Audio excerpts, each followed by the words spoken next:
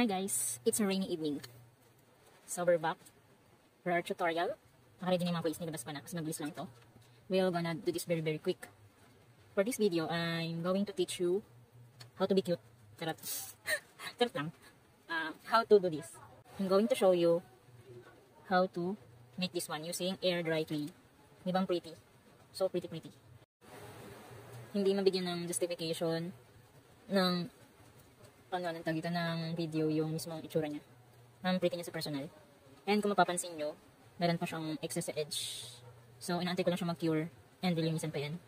Isa-sanding ko. So, yun. Ito, i-drill ko rin siya. Lagyan ko lang na siya ng mark kung saan siya i-drill para mabilis na lang. And this one, I'm gonna sand this and make hugot-hugot ng cutter. Charot. Cut pala. Pretty niya, promise. Let's start. So yun guys, meron tayong color dito. Ito ay Earth Tone ni FADC. Yung Earth Tone na 3. Earth Tone 3. If I'm not mistaken, yes. Earth Tone 3 nga. Earth Tone 3. Yellow. Gold. Yung gold to. Hindi lang siya talaga maano sa camera. Pero yung gold to, konting gold. Orange. So yun, I'm working without any electric fan na gumagana. Or working electric fan. Ano ba? Ano ba sa English man? Sorry, I'm not fluent in speaking. Only written. And white. And yung excess ko na gold sheet, sorry. Available na to sa aking Shopee. And violet. So, ito yung magiging color natin. Yan, main color natin is this one, tong 5. And this one, ito yung magiging base natin. Ang violet ni FADC. Start na tayo. Make sure pala na malinis ako before humawak sa clay, as always. And don't mind my table. Ano to ba yung sa resin? Matutuluan kasi. May drill pa nga ako. May drill. And cutters pala. We need cutters. Healing cutters. This is cutters ni FADC. And this one, I ordered it online. Meron din ako available lang ito sa Shopee. Limited lang.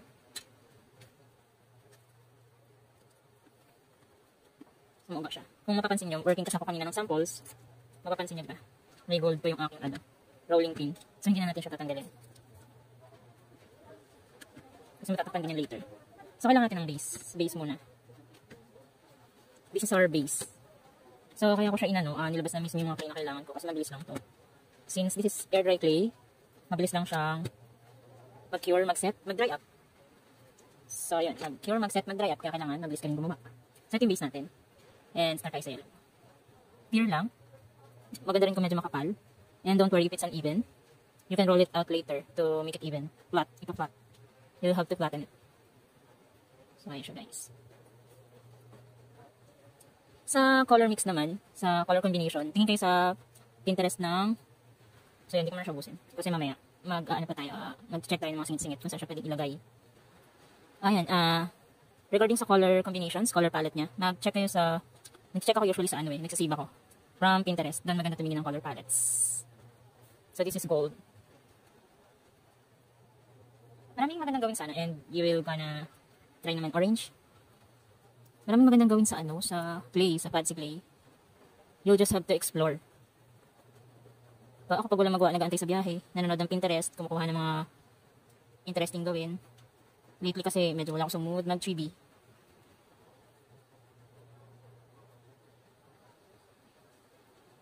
So yun, I saw this on Pinterest din and sa siya ginagawa sa polymer. You can also do the techniques with polymer sa air dry clay. Pero, hindi lahat same ng, same ng process. Pwedeng may iba, pero halos same technique. Ang pinagkaiba lang is ang air dry clay kasi, you don't have to oven it. You don't have to bake it. You just have to set it. Put it in an area, ventilated area, and antay to cure. Wait for it to cure. Yun yung advantage ni air dry clay. No need to use oven and bake it. Yun nga lang sa ang medyo lang sa kanya, air dry clay needs sealant. Under presentation, yes, and yun, protection. Kasi siya, mabango siya sa ating pets, house pets, so we need sealant.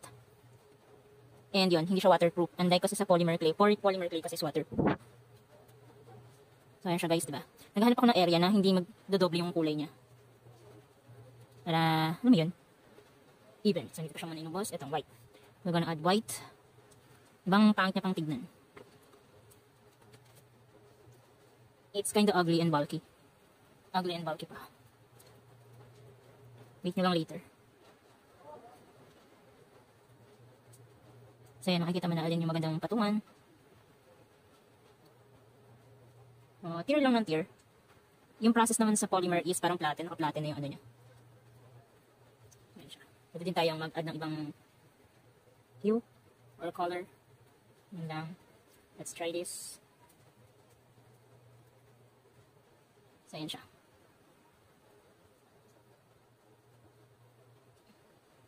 Para magkaroon lang ng added effect.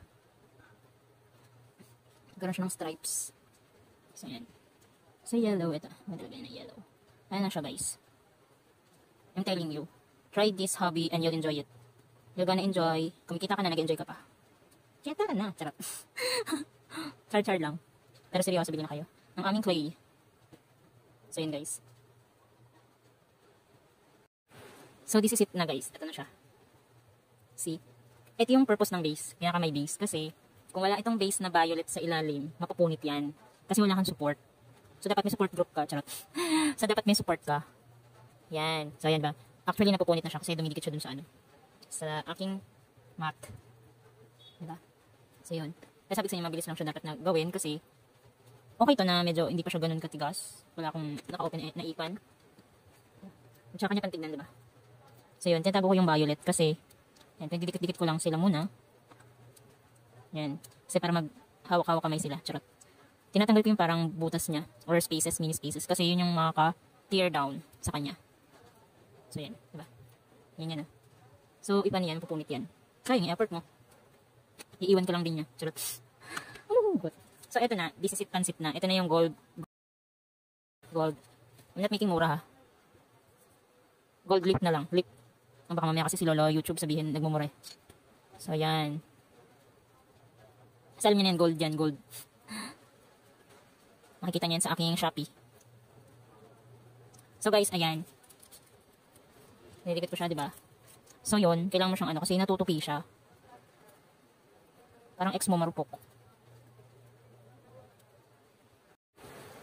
Yan. So, as minsan ganyan-ganyan ko na lang siya. Tapos press. So, ilagay nyo siya kung saan nyo siya gusto ilagay. Hindi naman yan magle-let go. Charot. Maganda sana ito kung may ano din sealant. Pero as of now, yan. Ganyan-ganyan lang muna siya. Na tatanggal kasi ito. And kung may electric fan kayo nakabukas, hinahangin yan. Kahirapan siya ilagay. At most. Pero carry lang.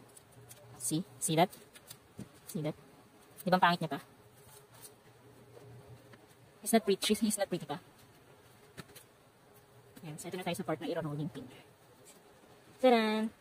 So kailangan nyo siyang iangat kasi dumidikit siya. Dumidikit siya sa mat. And dahan-dahan lang mag-angat kasi as I said, napupunit siya. And dapat medyo may kapal din yung base nyo. Kaya yung sa paglalagay, pag titier kanina ng ganito, carry lang din na ano, medyo makapal-kapal siya kasi i-roll nyo pa siya. See that? Pag na-roll na siya, na-flatten at na-even out, lumalabas ang kanyang ganda. See that? Medyo naman ilaw. So ito dadagdagan ko ito ng ano, ng gold. So guys, etong gawa ko na to is napanipis yata. Siya ay napanipis. Copy press. Kaya ayan. Wala natin mag-ingat kasi mapupunit siya. May tendency siyang mapunit. Napanipis ata siya. Yung kanina kasing mga gawa ko is makapal. So let's check no. Kagaya niyan. Wala napunit. So mas maganda kung medyo makapal yung base nyo. Tapos tansyahin nyo pa rin. See that? Yan, sakto lang. So yun guys. Yung kanina, hindi ko ni-even out. Try ko siya na ano. Parang mas okay pag ganun. Pag ganito kasi, sumasama lang siya. Pag pinipress mo siyang ganun, mas lalo siyang hindi even. So, ang bala ko, itatry ko siya ng, hindi ko muna, yan. Tayin ko na lang muna siyang tumigas.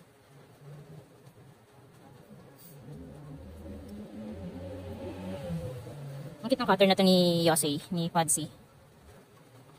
Kita na ko sa kanya. See? Teardrop shape. Cute. So, umaangat siya, diba? Angat lang din natin, dahan-dahan. Yan, hindi ka na lang muna siya tatanggalin. Tayo lang muna natin tumigas. Then, clean ng cutter.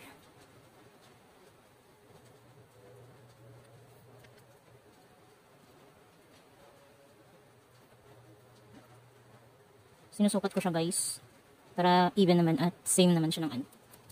See that? Hirapan kasi ako minsan mag-drill. Ay, napipi. Hirapan ako mag-drill. Tapos nung one time kasi, nag-drill ako. Ano siya? Tabingi. Hindi siya nag-center. Pangit ulit yung earrings. Kasi natin nyo. Isa paggawa ng uniform ng chibi, same setup lang din sila. Ganito lang din halos yun. Pwedeng ganitong technique ang gawin nyo. Yung camouflage. Basta check the right combinations ng color ng uniform. Usually moss green lang naman gamit dun. Ay, ba't ko prenes? Okay. Yan.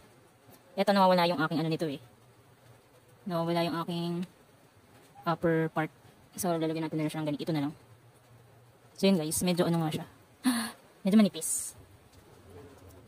Parang manipis. So, yun guys. Nagdagdag ako ng base. Parang medyo manipis. Makapal-kapal kasi ng konti yung gawa ko kanina. Let's check it. Kanina.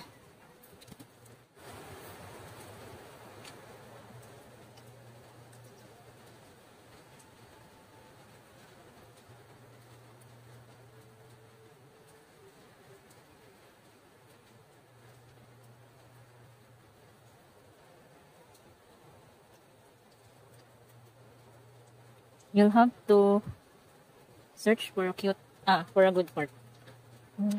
Watch out for the good part. Watch out daw sa utot. Watch out daw sa magandang utot. So, pangit eh.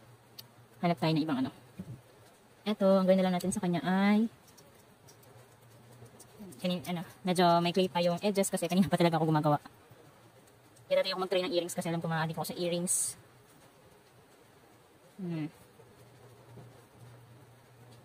So, yan, yung mga ganyan. Yan, yung mga edges na ganyan, isa-sanding ko na lang. Yan. Hanap tayo ng magandang part. Ito na lang. Taran. Maganda. So, yung slab natin, mas maganda kung mamamaximize mo siya na marami kang makat. Hindi rin naman advisable na i-scrape siya ng scraper or ng metal cutter kasi nade-deform. So, maganda kung ma-maximize nyo ng yung ating slab. Mga excess magagamit pa yan later.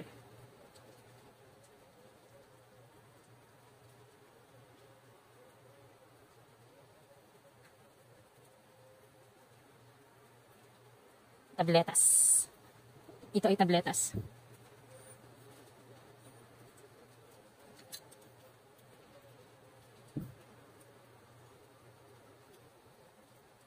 Cutters po ay available sa aking Shopee account.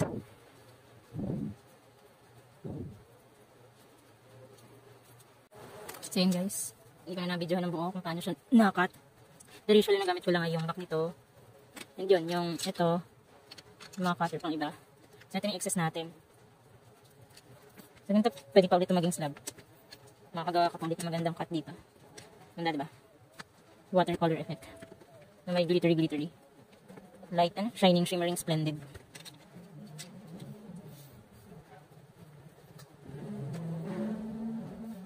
Sige, mag-cut pa tayo.